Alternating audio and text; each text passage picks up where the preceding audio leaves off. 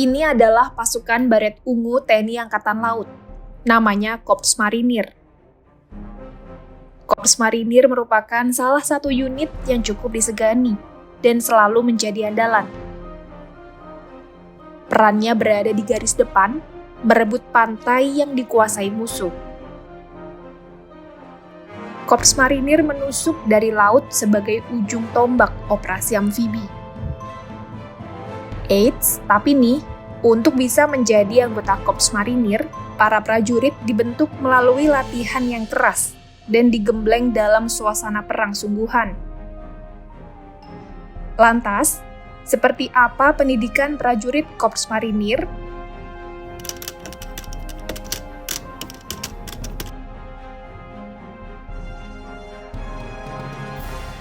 Komando Pendidikan Marinir adalah lembaga pendidikan pencetak Korps Marinir. Kodikmar melaksanakan pendidikan lanjutan perwira marinir, pendidikan infanteri marinir, pendidikan artileri marinir, pendidikan kavaleri marinir, dan pendidikan bantuan tempur marinir. Selain itu, Kodikmar juga melaksanakan pengkajian dan pengembangan doktrin operasi amfibi, tingkat taktik serta operasi pertahanan pantai. Kodikmar juga mengordinasikan, mengawasi, dan mengendalikan pusat-pusat pendidikan di lingkungan Kodikmar dan membina kekuatan.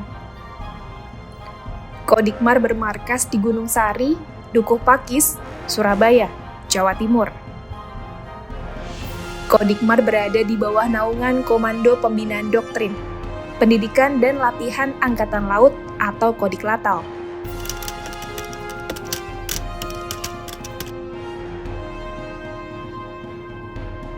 Untuk bergabung dengan Korps Baret Ungu ini, banyak tantangan yang harus dihadapi.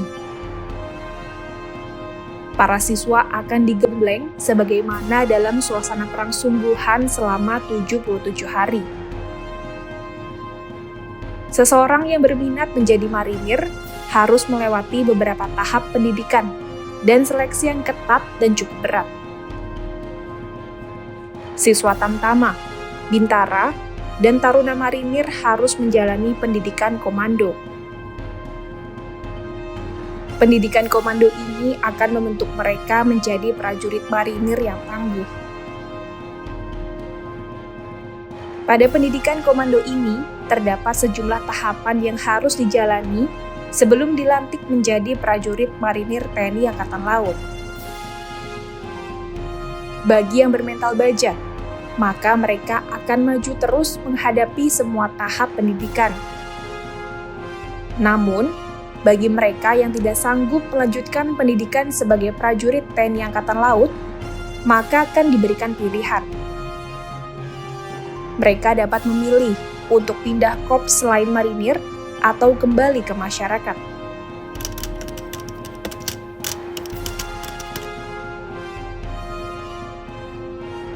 Sementara itu, bagi calon perwira marinir yang dididik sebagai taruna Korps Marinir di Akademi Angkatan Laut, akan merasakan kehidupan marinir saat dilantik menjadi Kopral Taruna.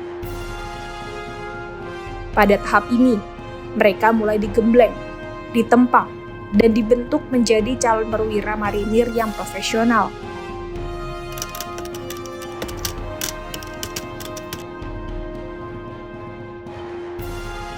Setelah melewati tahap pendidikan dasar keprajuritan di Puslat Diksarmil Kodiklatal, para calon bintara dan tamtama Korps Marinir yang terpilih segera dikirim ke Kodikmar di Gunung Sari, Surabaya. Mereka akan mengikuti pendidikan tahap dasar golongan lanjutan marinir, kemudian mengikuti tahapan pembelajaran yang meliputi teori maupun praktik. Disinilah mereka akan mendalami doktrin-doktrin operasi amfibi dan operasi darat, serta materi penunjang lainnya.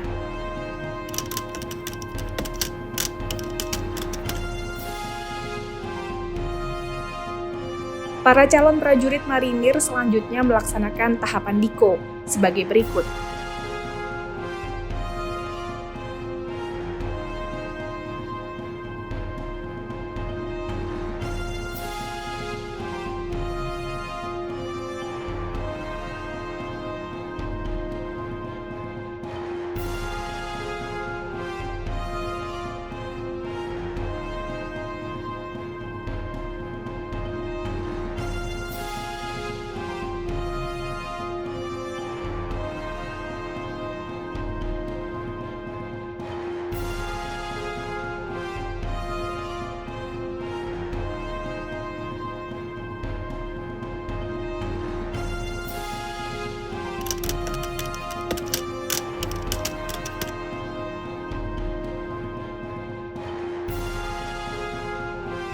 Setelah tahap Diko terlewati, siswa Dikmata akan dilantik menjadi Tamtama Marinir, dan siswa Dikmaba akan dilantik menjadi Bintara Marinir. Sedangkan para taruna Korps Marinir setelah lulus dari Akademi Angkatan Laut akan dilantik menjadi Perwira Marinir. Sebelum melaksanakan tugas, masih ada tahapan lagi yang harus dilaksanakan, yakni pelatihan Kolatmar, dan terakhir, upacara sakral pembaretan.